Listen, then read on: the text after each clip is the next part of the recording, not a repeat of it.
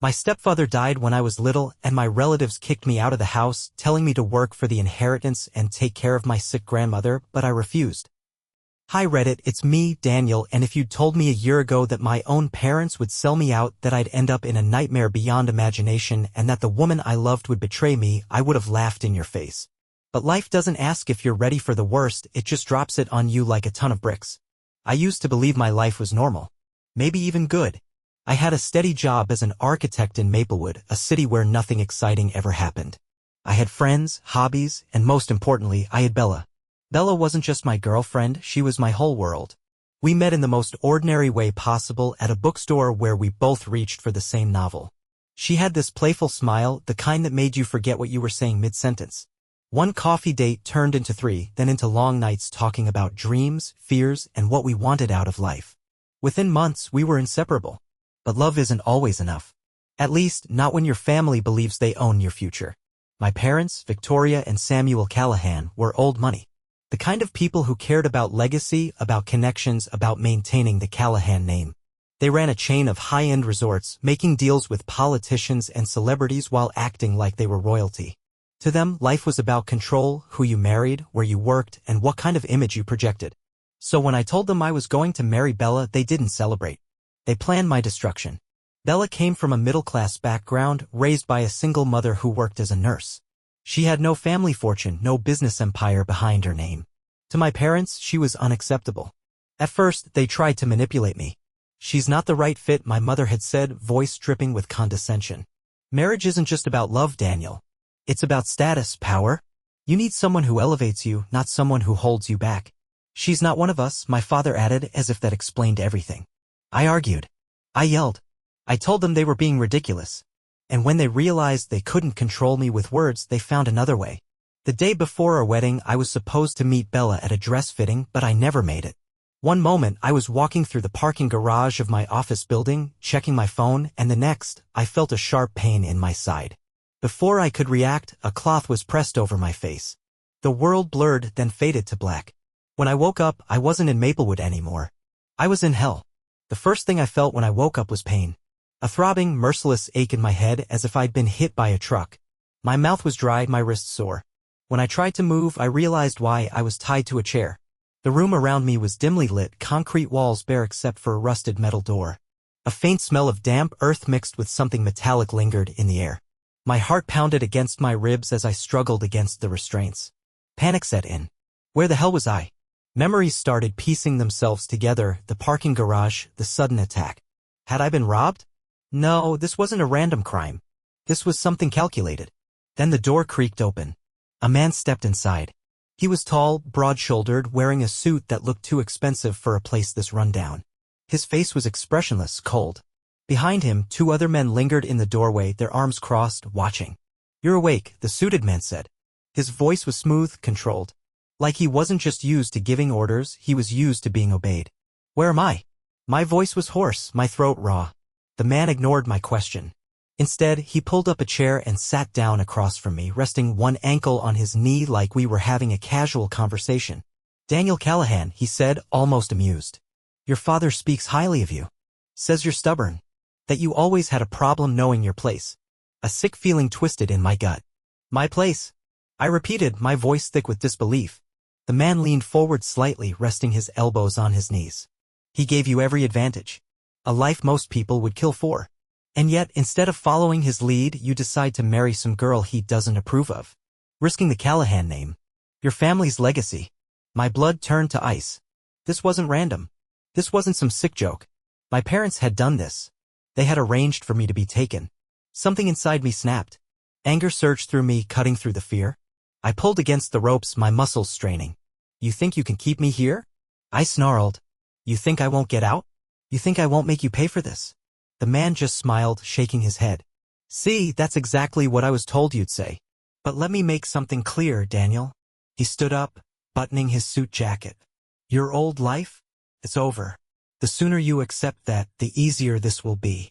With that, he turned and walked out, the heavy door slamming shut behind him. I was alone again. The weight of reality crashed down on me. My parents had sold me out. The people who raised me, who pretended to love me, had decided I was an inconvenience. a stain on their perfect life. And Bella, God, Bella. She didn't even know. Was she looking for me? Did she think I had abandoned her? Was she blaming herself? The thought of her waiting at the dress fitting, checking her phone, wondering why I wasn't answering, made my chest ache. I had to get out of here. I had to get back to her. But first I had to survive. Back in Maplewood, Bella was unraveling. First she thought I was just late. I'd never missed an appointment before, but maybe there was traffic, or maybe I got caught up at work. She called me once, twice, then 3 times. No answer. By the time the shop closed, panic had fully set in. She drove to my apartment. My car wasn't there. She called my office. They said I had left hours ago. She called my parents. And that was when things took a turn. Victoria answered, her voice as smooth and composed as always. Bella, dear. How are you? Mrs. Callahan. Is Daniel with you? Bella's voice was tight, urgent. He's not answering his phone. He was supposed to meet me, and I...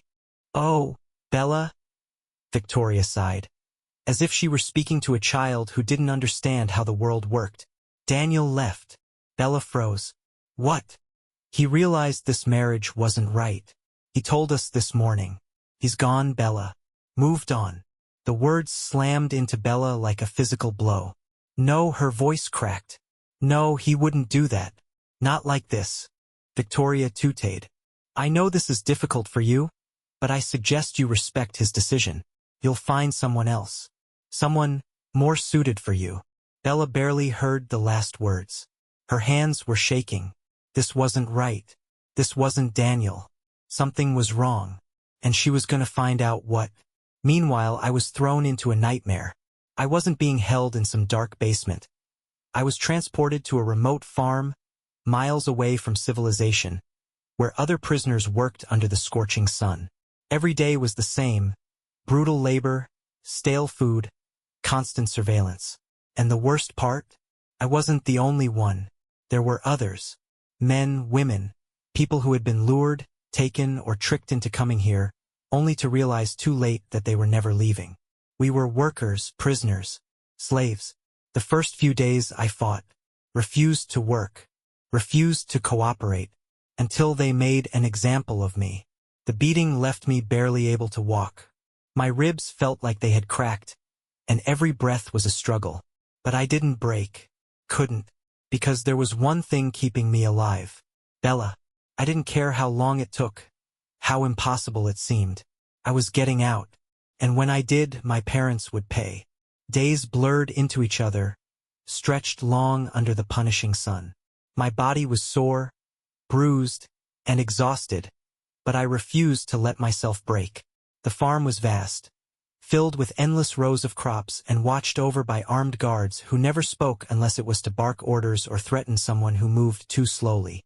The other workers barely talked, their eyes hollow, their faces sunburnt and lined with exhaustion. Some had been here for months, others years. None of them had any hope left. I was determined not to become one of them. I spent every waking moment studying my surroundings. The shifts of the guards, the rotation of workers, the rare trucks that came and went under the cover of night. I learned that escape attempts were met with brutal consequences. One man had tried to run the week before I arrived. His screams had echoed through the fields for hours before everything went silent. No one spoke of him again. I knew I had one chance, one perfect moment to slip away. If I failed, there wouldn't be another. But before I could plan anything, I had to survive long enough to make it happen. One evening, as we were herded into the barracks, nothing more than a series of cramped wooden sheds, I caught the attention of an older man with sharp eyes and a cautious way of speaking. His name was Hector, and he had been here longer than most. "You're new," he muttered, keeping his voice low as we sat against the rough wooden walls, pretending to rest. "Yeah," I said, my voice just as quiet. "You still think about getting out?" I met his gaze. Every second, a ghost of a smile flickered across his face. "Then don't let them see it. They can smell hope, and they crush it before it can grow." I clenched my fists. "How long have you been here?" He hesitated, then exhaled. 2 years. My stomach twisted. Why didn't you run? Hector looked at me like I was a fool. You think I didn't try? You think I don't have a family waiting for me? He shook his head. I had a plan, same as you. I even made it past the fence. But I didn't know the land. I ran in the wrong direction, straight into the arms of the men who own this place. They don't take kindly to runners. He rolled up the sleeve of his shirt, revealing a long, jagged scar running from his wrist to his elbow. They wanted to make sure I never tried again. I swallowed hard. But you, Hector continued, his eyes narrowing. You're different. You haven't given up yet. And that means they'll be watching you. I nodded, my mind racing. I needed to be careful. I needed to be patient. And above all, I needed to make sure I never ended up like Hector. Back in Maplewood, Bella was unraveling. She had tried to go to the police, but they brushed her off.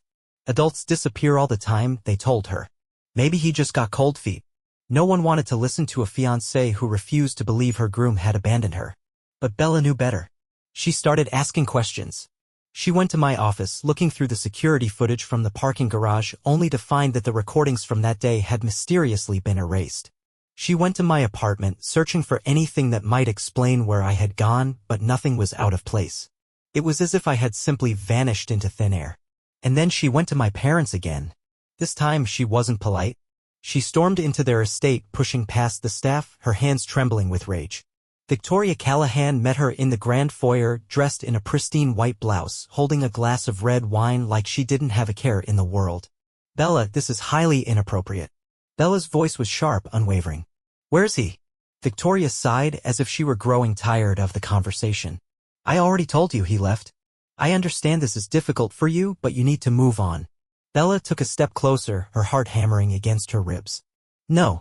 You don't get to tell me what to believe. You don't get to lie to my face and pretend like nothing happened. Victoria tilted her head, watching her carefully. Lying is a strong word. Bella clenched her fists. If you don't tell me where he is, I'll go to the police. I'll go to the press. I'll make sure everyone knows what kind of monsters you are.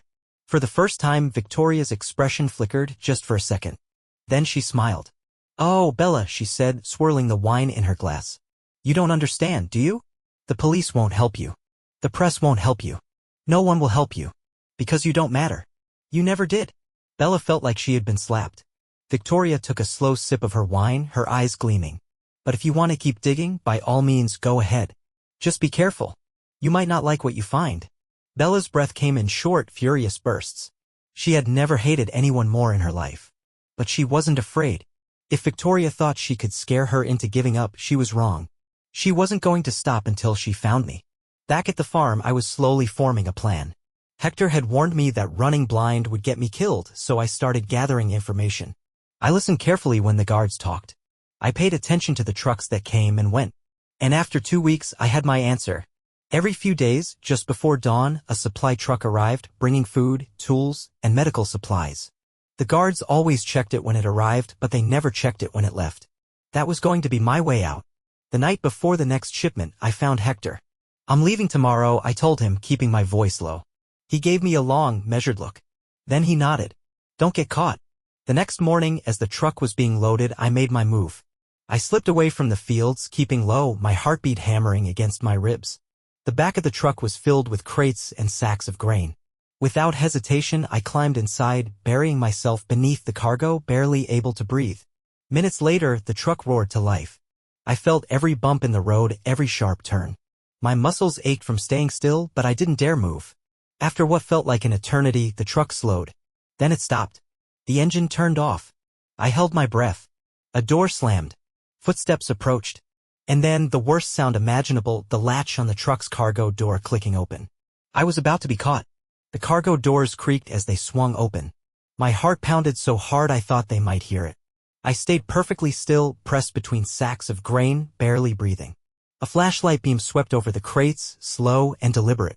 I could hear footsteps, heavy boots crunching against the floor of the truck. Someone climbed inside, moving closer. I clenched my fists, preparing to fight if I had to. I wasn't going back.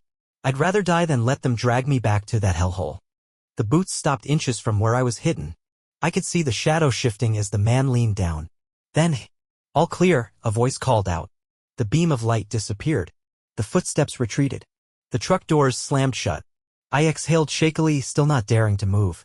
The driver got back in, the engine roared to life, and the truck rumbled forward. I had done it. I was out. But I wasn't safe yet. I had no idea where this truck was heading, but I knew one thing: it was taking me away from that farm. That was enough for now. Minutes stretched into what felt like hours. The truck rolled over uneven roads, jostling me with every bump. I stayed hidden even as my muscles ached from being cramped in the tiny space. My mind raced. Where was I? How far from civilization? Was I even in the same country? Then the truck slowed, turned, stopped again. Another door slammed. More footsteps. Voices low, speaking quickly in a language I didn't fully understand. Then silence. I couldn't wait any longer. Carefully, I pushed myself up, my limbs screaming in protest.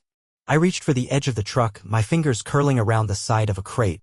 Slowly, I peeked through a gap between the sacks. We were in some kind of industrial loading dock. Large metal shipping containers were stacked high, stretching into the distance. Dim overhead lights cast eerie shadows over the scene. There were men outside, workers, I guessed, unloading the truck. None of them looked like guards. Now or never. I moved quickly, slipping out the back before anyone noticed. My legs wobbled beneath me, stiff from being in one position for too long. I ducked behind a stack of crates, scanning the area. A chain-link fence stood at the far end of the lot, topped with barbed wire. Beyond it, a road. If I could make it there. Hey! I turned just in time to see one of the workers spot me. His eyes widened in surprise. I bolted. Shouts erupted behind me. Footsteps pounded against concrete. I didn't look back. I ran. My body screamed in protest, my lungs burned, but I pushed forward. The fence loomed ahead. I grabbed onto the metal links, ignoring the bite of the rough surface against my fingers. I climbed. The shouting grew louder. Someone was close, too close. I threw a leg over the top, my jeans snagging on the barbed wire. Pain sliced through my calf, but I didn't stop. I dropped to the other side, landing hard on the pavement. Then I ran. Streetlights flickered ahead, marking the edge of a road. I sprinted toward them, my breath coming in ragged gasps. A horn blared. Headlights swerved. A car skidded to a stop inches from me. The driver, a middle-aged man with graying hair, stared at me, stunned. Help, I gasped, barely able to form the word. He hesitated. Looked past me. Then he saw the men chasing me. Get in, he said. I didn't think. I yanked open the door and threw myself inside. The moment I slammed it shut, the driver hit the gas. The men behind us shouted, but they were too late. I was gone. Back in Maplewood, Bella was one step ahead. After her confrontation with Victoria, she knew one thing for certain: Daniel hadn't left willingly. The way his mother spoke, the way she dismissed everything with that smug confidence, told Bella she was hiding something. And Bella wasn't about to let it go. She started digging. She went through Daniel's things, looking for anything that might give her a clue. Bills, emails, anything. And then she found it, an old business card, half forgotten in his desk drawer. Mark Delaney, private investigator. She didn't hesitate. She dialed the number. A gruff voice answered. Delaney. Mr. Delaney, my name is Bella Harper. I need your help. I think my fiancée has been kidnapped. A pause. Then start talking. Bella told him everything: how Daniel disappeared, how the police wouldn't help, how his parents were acting like nothing was wrong. You think they're involved? Delaney asked. I know they are. The investigator let out a low whistle. All right, Miss Harper. I'll take the case. But if you're right about this, you need to be ready for whatever comes next. Bella tightened her grip on the phone. I am. Back in the car, I was barely holding on. Who the hell are you running from? The driver asked, his eyes flicking to me in the rearview mirror. You wouldn't believe me if I told you, I muttered, pressing my hand against the wound on my leg. The man glanced at the blood staining my jeans but didn't slow down. Try me. I hesitated. How much could I trust this stranger? My parents had me kidnapped, I finally said. The man's eyebrows shot up. That's a new one. I exhaled shakily. I need a phone. I need to call someone. He nodded and reached into the glove compartment, tossing me an old flip phone. Make it quick. I fumbled to dial the only number that mattered. Bella answered on the first ring. Hello? My throat tightened. My hands shook. Bella, I rasped. A sharp inhale. Then silence. Daniel? Her voice was barely a whisper, filled with disbelief, with hope. It's me, I said, my voice cracking. My breath hitched. I'm coming home. A sob broke through the line. Where are you? I don't know, I admitted, glancing at the road signs whizzing past. But I'll find my way back. A beat of silence. Then Bella's voice, steady and determined. I'll find you first. And I believed her. The moment Bella hung up, her hands were shaking so badly she almost dropped the phone. Daniel was alive. He had called her. His voice was weak, strained, but it was him. And he was coming home. Or at least, he was trying to. She turned to Mark Delaney, the private investigator sitting across from her in the dingy little office that smelled like stale coffee and old leather. His sharp green eyes studied her carefully, waiting for her to speak. "He called me," she whispered, pressing a hand to her mouth. "Just now. He said he's trying to get back." Delaney leaned forward, rubbing his scruffy jaw. "Did he say where he was?" She shook her head. "No. Just that he escaped." Delaney let out a low whistle. "Well, I'll be damned. I thought we were looking for a body, but your guy's got fight in him." Bella's heart clenched at the thought. What had they done to him? Where had he been all this time? And how much had he suffered? She swallowed hard. "We have to find him before they do." Delaney nodded. "Agreed. But listen, if those bastards took him once, they'll try again. If he's on the run, he's not safe. We need to move fast." Bella straightened her spine. "Then tell me what to do." Delaney smirked. "Now you're talking." Daniel was barely keeping it together. The pain in his leg was getting worse. The gash from the barbed wire wasn't deep, but it was raw and stung like hell. Blood had seeped into his jeans, sticking the fabric to his skin. Every movement sent sharp stabs of pain through him. But he couldn't stop. Not now. The driver, whose name was Joe, kept glancing at him. "You need a hospital, kid." Daniel shook his head. "No hospitals." Joe exhaled. "Fine. But I can't just drive you around all night." "You got somewhere to go?" Daniel thought fast. He couldn't go back to his apartment, it was probably being watched. He couldn't risk calling anyone else, not until he knew who he could trust. "I just need to lay low for a few hours," he said. "Somewhere safe." Joe was quiet for a moment. Then he sighed. "I know a place." He turned off the highway, heading toward the outskirts of town. The city lights faded behind them, replaced by long stretches of empty road and shadowed trees. Daniel kept his eyes on the side mirror, paranoia creeping up his spine. Were they following him? Would they find him again? His father had power, resources. If he had been willing to have his own son kidnapped, what else was he capable of? Daniel wasn't sure he wanted to know the answer. Joe pulled up to an old gas station, the kind that looked abandoned until you noticed the faint glow of a single light inside. He killed the engine and turned to Daniel. "Wait here."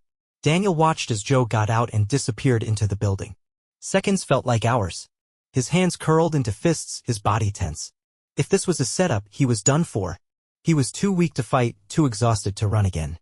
Then Joe returned, holding a first aid kit and a bottle of water. "All right, kid," he said, tossing the kit onto Daniel's lap. "Patch yourself up. And don't bleed all over my seats." Daniel let out a shaky breath, his chest tightening with something he hadn't felt in a long time. "Gratitude." "Thanks," he murmured. Joe just grunted. Yeah. Just don't get me killed." Bella was already putting the pieces together.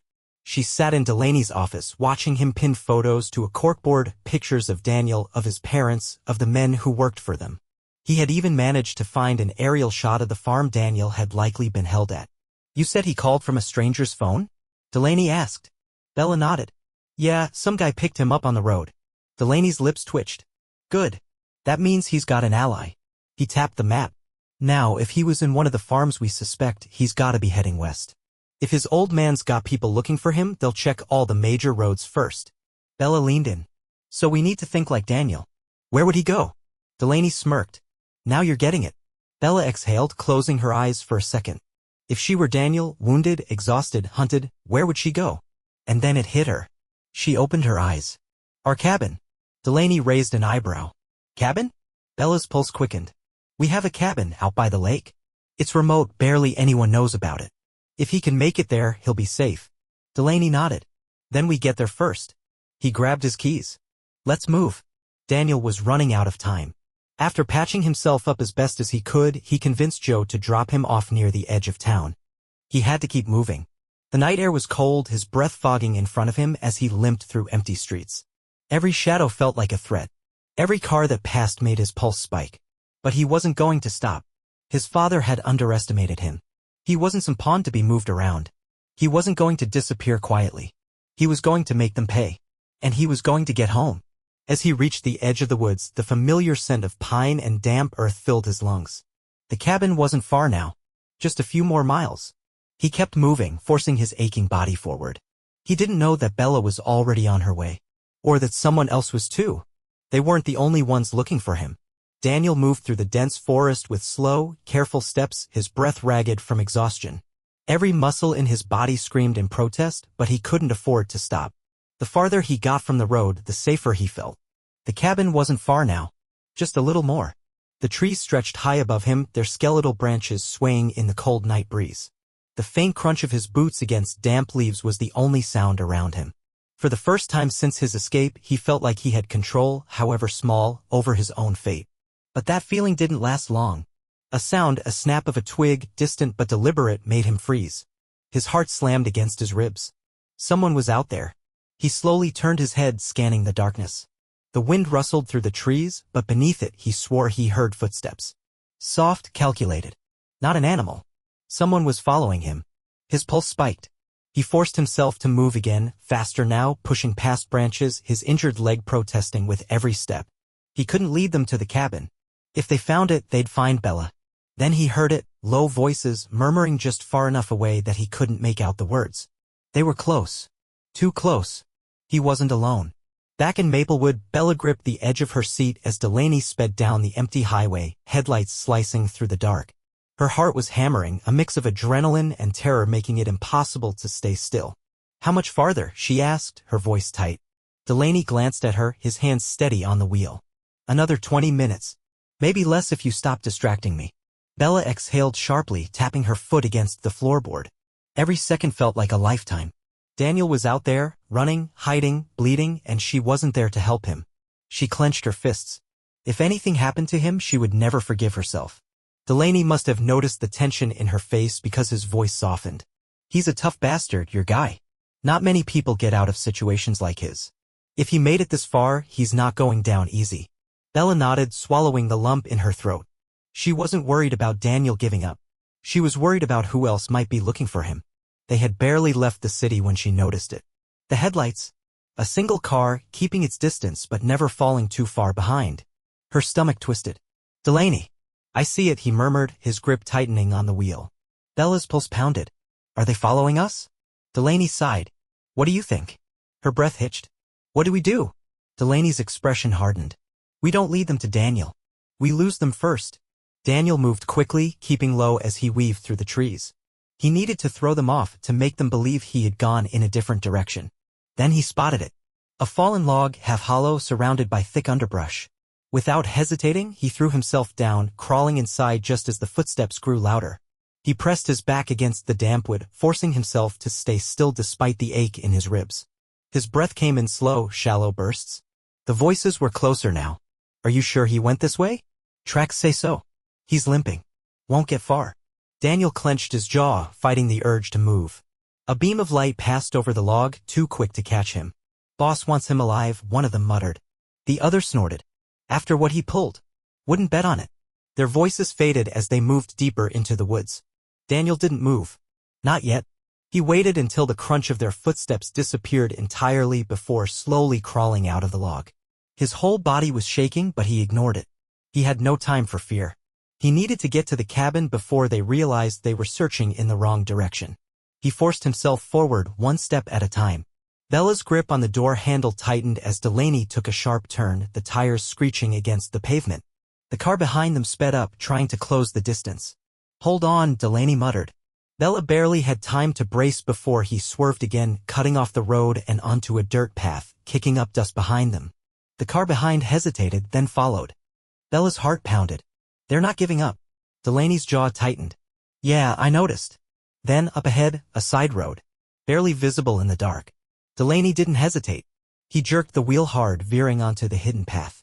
The moment they were out of sight, he killed the headlights and pulled off the road, tucking the car behind a dense wall of trees. Silence. Bella held her breath. The sound of an engine roared past them, the car speeding down the road, completely missing them. Delaney smirked. Amateurs. Bella let out a shaky exhale. That was insane. He shrugged. Welcome to my world. But Bella wasn't listening. She was already thinking about Daniel. About the people hunting him. They weren't safe yet. And neither was he. Daniel reached the cabin just as the first light of dawn crept over the horizon. His legs nearly gave out as he stumbled up the steps. His hands trembled as he fumbled with the spare key hidden under the loose plank. The door swung open. The air inside smelled like pine and dust, familiar, safe. He barely made it to the couch before his body gave in. His last thought before the darkness took him was Bella.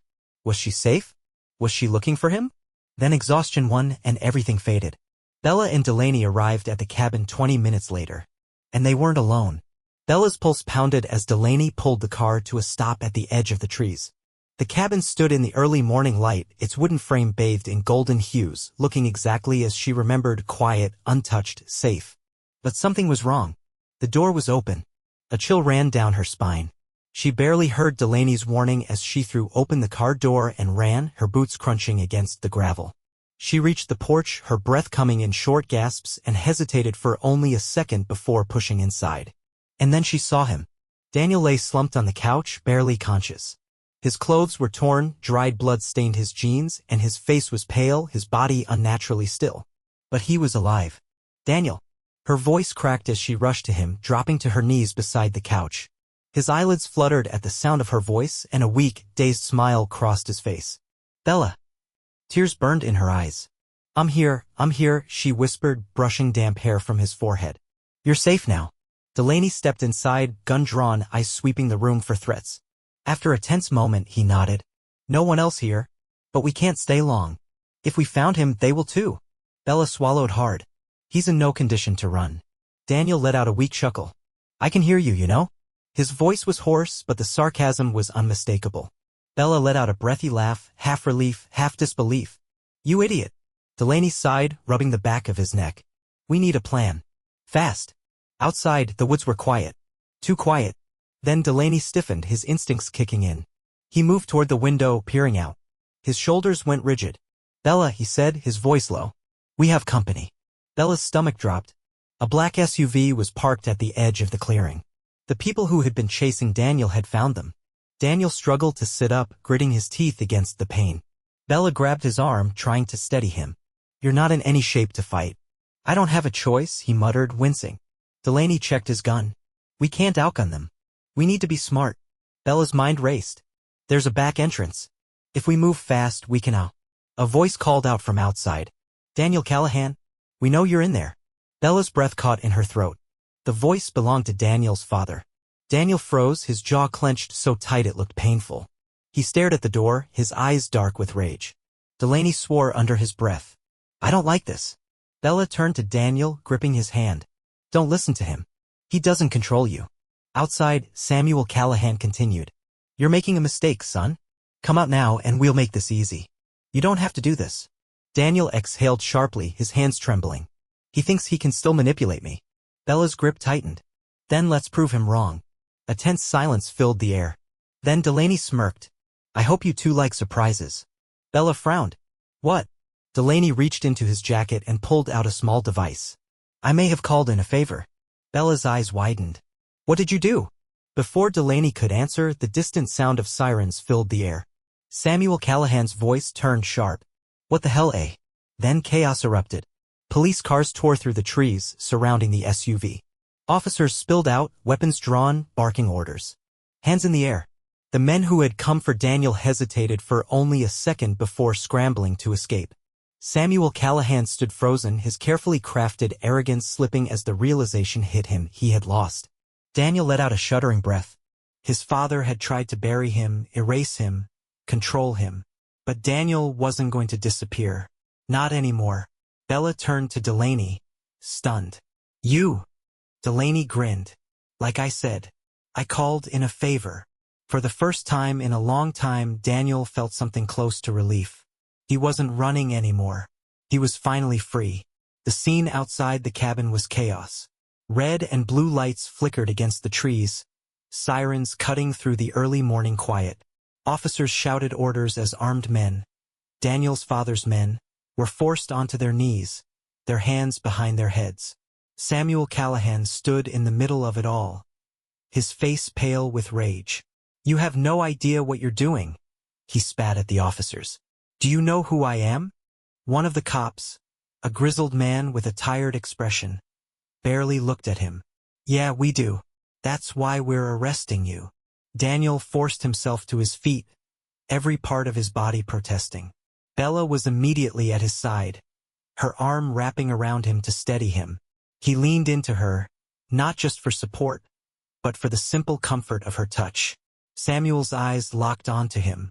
Daniel. Daniel felt the anger rise in his chest like fire. His father's tone was calm, but underneath it was the same cold, calculating control he had always used. "You think this changes anything?" Samuel continued. "You think they'll believe you? A son, bitter at his family, making up wild accusations? I'll be out before the day is over." Daniel let out a bitter laugh. "I don't think so, Dad." The investigator, Delaney, walked up beside them, arms crossed. "See, here's the thing. We've got evidence, paper trails, witnesses, and, most importantly, we've got your own son, who you had kidnapped and sold like a piece of property." He smirked. "So yeah, I don't think you'll be out anytime soon." Samuel's expression didn't change, but something flickered in his eyes. For the first time, Daniel saw something he had never seen in his father before. Fear. The officers started leading him toward one of the patrol cars. But before they could push him inside, he turned back to Daniel one last time. "You were nothing without me," he said, voice low. Daniel met his father's gaze, and for the first time in his life, he didn't feel small in front of him. He wasn't that desperate kid looking for approval. "You were nothing without control," Daniel said. "And now you don't have it anymore." Samuel's jaw tightened, but he said nothing as the car door slammed shut behind him. Bella let out a shaky breath. "It's over," Delaney snorted. "Almost." He nodded toward the other men being rounded up. "The cops will take care of them, but you two? You've got a whole lot of explaining to do." Daniel exhaled, feeling the weight of exhaustion settle into his bones. He still had to testify. He still had to make sure his father and the people who had taken him faced real consequences. But for the first time, he knew he wasn't alone. He turned to Bella, his fingers brushing against hers. "You never stopped looking for me." She gave him a watery smile, her eyes shining with unshed tears. "Of course not. I love you, you idiot." He let out a breathy chuckle, "Despite everything. I love you too." She pulled him into a hug, and for the first time in months, Daniel felt safe. The nightmare wasn't completely over, but for the first time he knew he was going to be okay. The trial was a spectacle. The courtroom was packed. Journalists, former business associates of the Callahans, even people who had never met Daniel but had been drawn in by the sheer audacity of what his parents had done. The headlines called it the betrayal of blood, a case so shocking that even the most cynical people couldn't believe it. Daniel sat at the witness stand, his hands clenched together as he recounted everything. The abduction, the forced labor, the days he spent under the blistering sun, the escape. The room was silent as he spoke, as if no one wanted to risk breaking the spell. Across the courtroom, his mother sat with the same cold composure she always had. Victoria Callahan had been raised to show no emotion, to never let the world see her sweat. Even now, she barely reacted. But Daniel could see it. The slight tremor in her fingers as she adjusted her bracelet, the tightness in her jaw. She knew they were losing. His father, Samuel, was another story.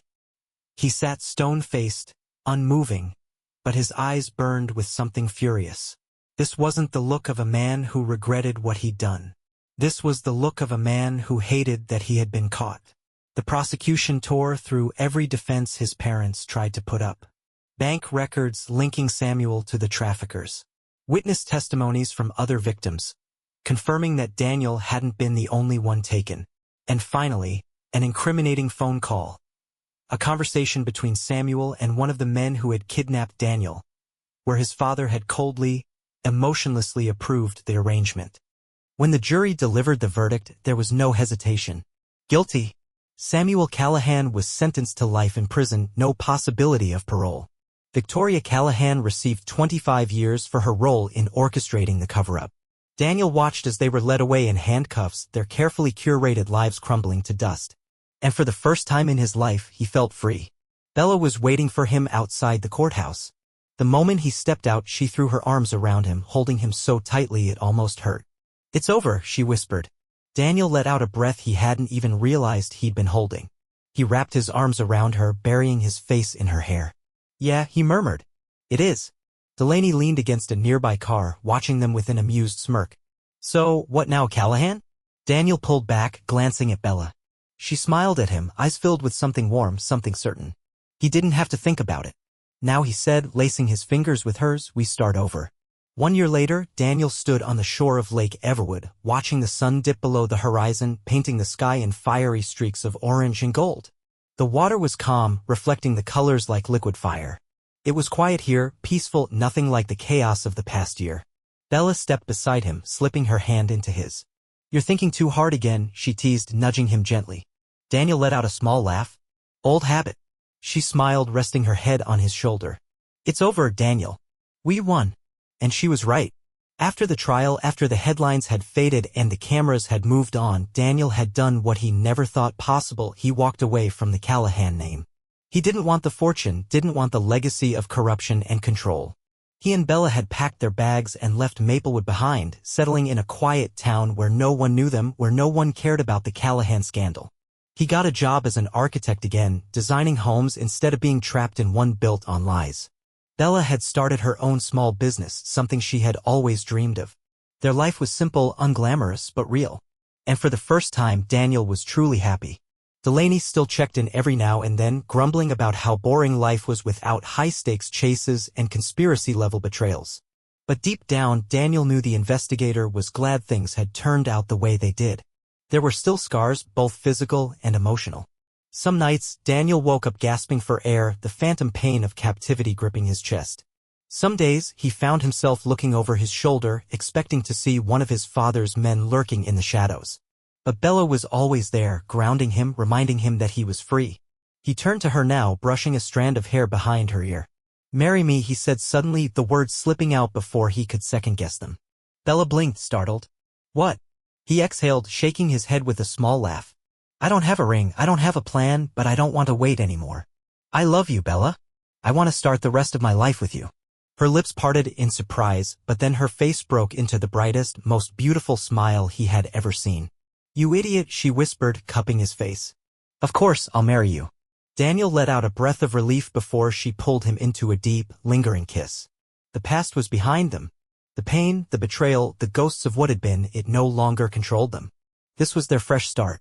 And for the first time in his life, Daniel Callahan was exactly where he was meant to be.